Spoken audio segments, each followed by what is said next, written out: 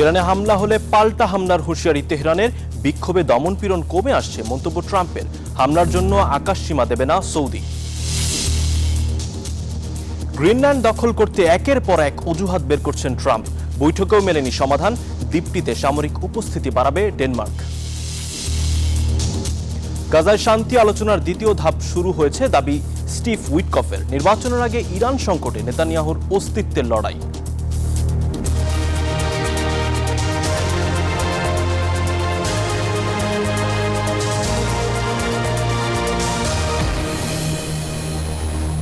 স্বাগত গ্লোবাল টাইমে। বিশ্বের নানা প্রান্তের খবর নিয়ে আপনাদের সঙ্গে আছি আমি আসিফ সামাদ।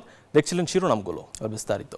ইরানের ওপর যে কোনো ধরনের মার্কিন আগ্রাসন মোকাবেলায় সর্বোচ্চ সতর্ক দেশটির বিপ্লবী গার্ড বাহিনী। উত্তেজনার মধ্যেই বুধবার নিহত নিরাপত্তা সদস্যদের জানাজায় ঢল নেমেছে জনতার। এদিকে মার্কিন প্রেসিডেন্ট ডোনাল্ড ট্রাম্প ইরানে বিক্ষোভে দমনপীড়ন কমে এসেছে বলে দাবি করেছেন। অন্যদিকে রিয়াদের স্পষ্ট বার্তা, ইরানে হামলায় সৌদি আকাশসীমা ব্যবহার করতে পারবে না ওয়াশিংটন।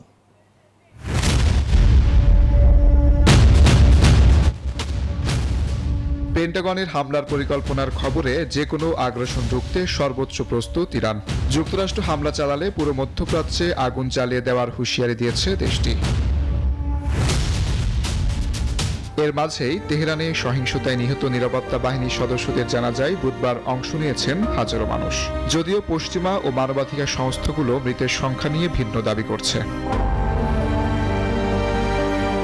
এদিকে মার্কিন প্রেসিডেন্ট ডোনাল্ড ট্রাম্প বুধবার জানালেন, ইরানে হত্যাযজ্ঞ কমে আসার খবর পেয়েছেন তিনি। আপাতত পরিস্থিতির উপর নজর রাখছে হোয়াইট হাউস। তবে সতর্কতামূলক ব্যবস্থা হিসেবে কাতারের আল উদেইদ ঘাঁটি থেকে কিছু সেনা ও সরঞ্জাম সরিয়ে নিচ্ছে যুক্তরাষ্ট্র ও যুক্তরাজ্য। কিন্তু রিয়াদ তেহরানকে স্পষ্ট জানিয়ে দিয়েছে, প্রতিবেশী ইরানে হামলা চালাতে সৌদি আরবের আকাশসীমা বা মাটি কোনোভাবেই ব্যবহার করতে পারবে না যুক্তরাষ্ট্র। নিউজ 24। গ্রিনল্যান্ড দখল করতে একের পর এক অজুহাত বের করছেন মার্কিন প্রেসিডেন্ট ডোনাল্ড ট্রাম্প। ডেনমার্কের সঙ্গে উচ্চ পর্যায়ের বৈঠকের পরও মেলেনি কোনো সমাধান। এর মধ্যে দ্বীপটি নিয়ে যুক্তরাষ্ট্রের সঙ্গে মৌলিক মতবিরোধ এর কথা জানিয়েছে কোপেনহেগেন। এ পরিস্থিতিতে গ্রিনল্যান্ডে সামরিক উপস্থিতিও বাড়াবে দেশটি। এদিকে দ্বীপটিকে আবারও যুক্তরাষ্ট্রের জাতীয় নিরাপত্তার জন্য অপরিহার্য বলে মন্তব্য করেন ট্রাম্প। বরফে মোড়ানো নীরব গ্রিনল্যান্ড হঠাৎই পরিণত হয়েছে বৈশ্বিক শক্তির নতুন কৌশলগত মঞ্চে। দ্বীপটি দখলে নিতে নানা যুক্তি তর্ক দাঁড় করাচ্ছেন মার্কিন প্রেসিডেন্ট ডোনাল্ড ট্রাম্প। তার এই পরিকল্পনা নিয়ে তীব্র টানাপোড়েন চলছে যুক্তরাষ্ট্র ও ডেনমার্কের মধ্যে। এই সংকট নিরসনে দুই দেশ উচ্চ পর্যায়ের বৈঠকের পরেও মেলেনি কোনো সমাধান। ডেনমার্কের পররাষ্ট্রমন্ত্রী জানান, দ্বীপটির মালিকানা নিয়ে দুপক্ষের দূরত্ব কমেনি।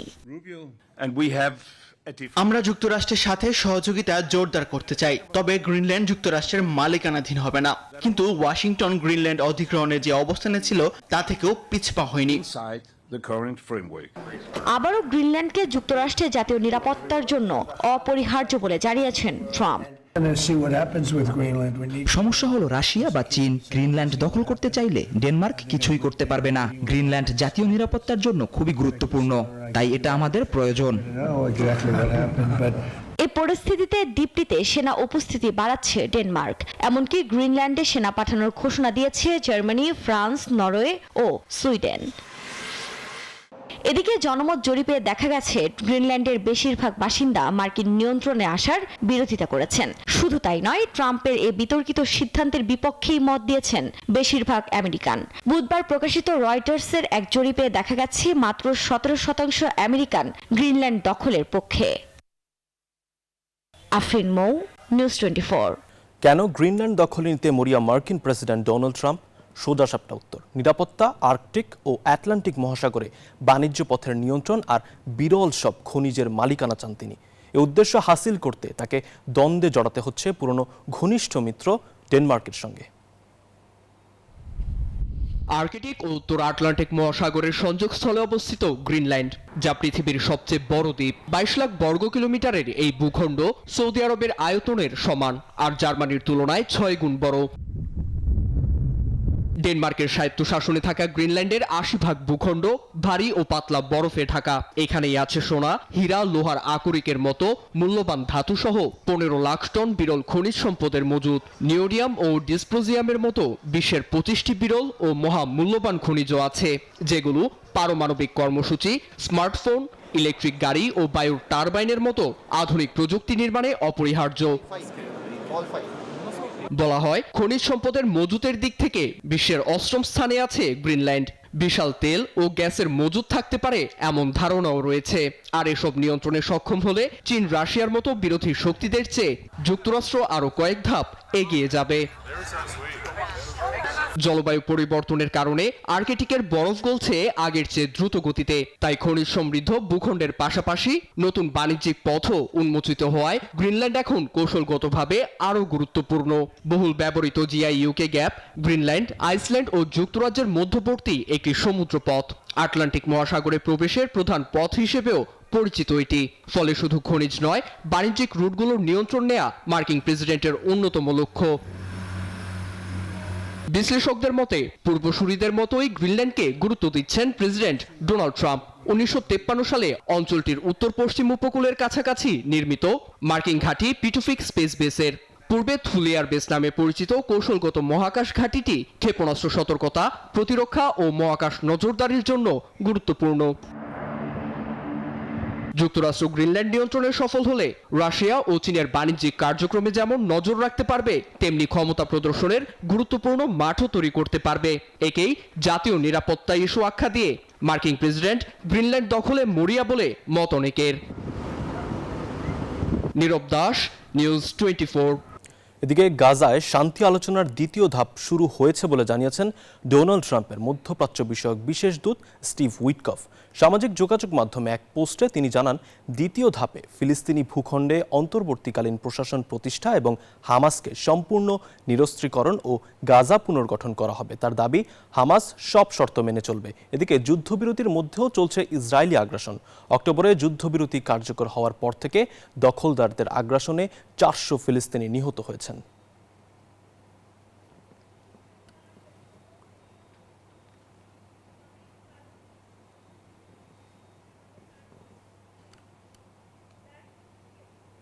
হামাসের হামলার পর প্রথমবারের মতো নির্বাচনের মুখোমুখি হতে যাচ্ছেন ইসরায়েলি প্রধানমন্ত্রী বেনিয়ামিন নেতানিয়াহু। জরিপে পিছিয়ে থাকলেও বিশ্লেষকরা বলছেন, ইরান সংকট আর ডোনাল্ড ট্রাম্পের সমর্থনই হতে পারে তার তুরুপের তাস।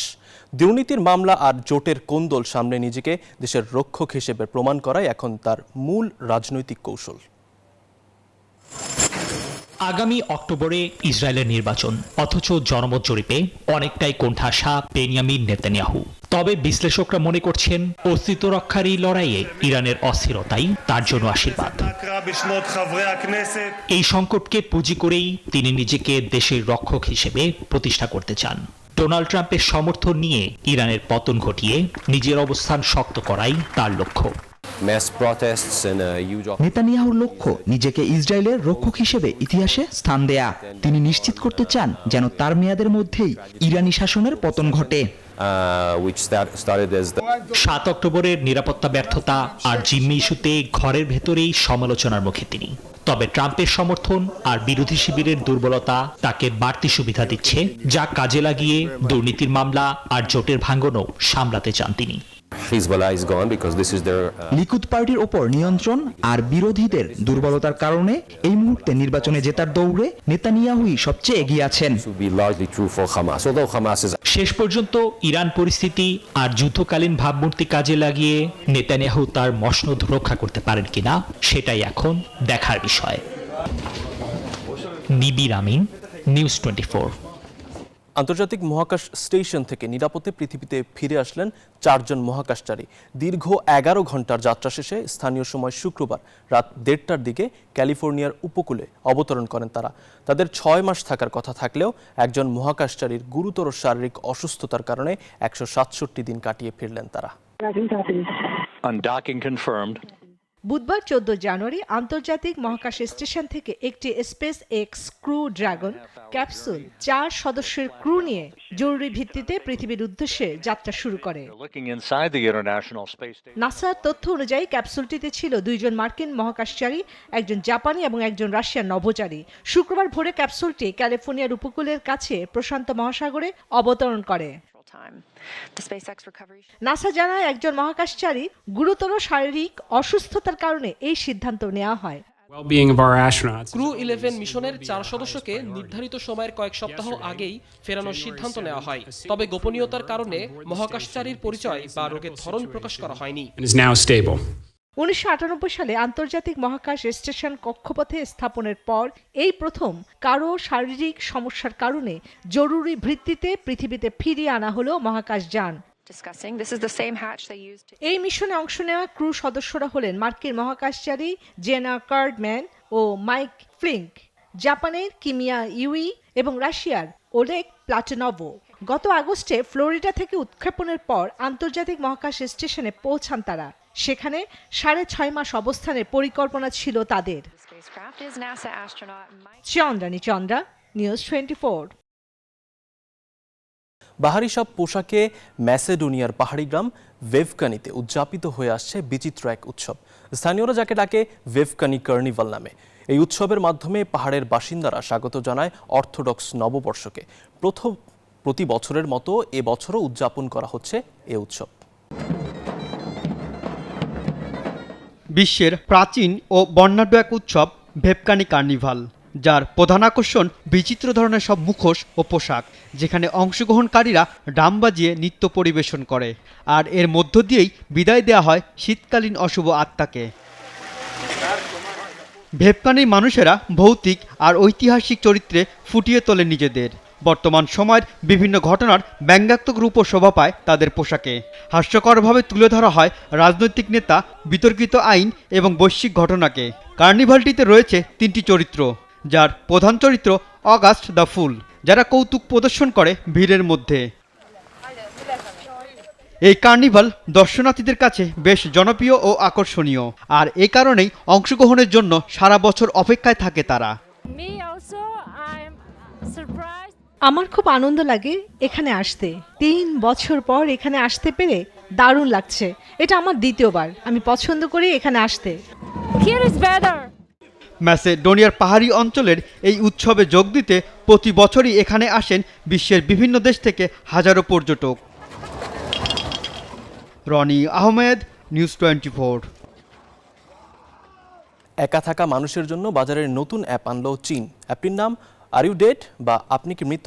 ব্যবহারকারীকে প্রতি 2 দিনে একবার অ্যাপে ঢুকে জানাতে হবে যে তিনি বেঁচে আছেন কিনা। এর জন্য একটি বড় বোতামে চাপ দিতে হবে। যদি নির্দিষ্ট সময়ে কেউ বোতাম না চাপেন তবে অ্যাপটি ধরে নেবে তিনি বিপদে আছেন। একা থাকা মানুষের সবচেয়ে বড় ভয় মরে গেলে কেউ জানবেও না, এমনকি সাহায্যের জন্য ডাকার কেউ নেই। এ সমস্যার কথা মাথায় রেখে চীন বাজারে এনেছে অদ্ভুত নামের এক অ্যাপ, যেখানে মিলবে এর সমাধান। অ্যাপটির নাম আর ইউ ডেড বা আপনি কি মৃত। নামটা ভয়ঙ্কর শোনালেও এর কাজ খুবই সাধারণ। ব্যবহারকারীকে প্রতি 2 দিনে একবার অ্যাপে ঢুকে জানাতে হবে যে তিনি বেঁচে আছেন। এর জন্য একটি বড় বোতামে চাপ দিতে হবে। যদি নির্দিষ্ট সময়ে কেউ বোতামে না চাপেন তবে অ্যাপটি ধরে নেবে তিনি বিপদে আছেন। তখনই পরিচিত নম্বরে যোগাযোগ করে অ্যাপটি জানিয়ে দেবে ওই ব্যক্তির সমস্যায় পড়ার কথা। গত বছরের মে মাসে অ্যাপটি চালু করা হলেও তেমন সাড়া মেলেনি, কিন্তু সাম্প্রতিক সপ্তাহগুলোতে এটি নিয়ে হুলস্থুল পড়ে গেছে। চীনের শহরগুলোতে একা বসবাসকারী তরুণ তরুণীরা দলে দলে এটি ডাউনলোড করছেন। এর ফলে এটি এখন দেশটিতে পেইড অ্যাপের তালিকায় শীর্ষে উঠে এসেছে। আন্তর্জাতিক বাজারে অ্যাপটি ডেমোমো নামে পরিচিত। যুক্তরাষ্ট্র, সিঙ্গাপুর ও হংকংয়ে এটি শীর্ষ 2-এর মধ্যে জায়গা করে নিয়েছে। অস্ট্রেলিয়া ও স্পেনে এটি সেরা 4-এ। আফরিন মৌ, নিউজ 24। ভেনেজুয়েলার প্রেসিডেন্ট নিকোলা মাদুরোকে সস্ত্রীক অপহরণ এবং দেশটির তেল সম্পদের ওপর পূর্ণ নিয়ন্ত্রণ স্থাপনের পর আনুষ্ঠানিকভাবে সেই তেল বিক্রি শুরু করেছে যুক্তরাষ্ট্র। ইতোমধ্যে $50 কোটি তেল বিক্রিও হয়ে গেছে। এদিকে গত শুক্রবার হোয়াইট হাউসে বিভিন্ন মার্কিন তেল কোম্পানির শীর্ষ নির্বাহীদের সঙ্গে বৈঠক করেন ট্রাম্প। বৈঠকের পর তিনি ঘোষণা দেন ভেনেজুয়েলার তেল খাতে অচিরেই অন্তত $100 বিনিয়োগ আসছে।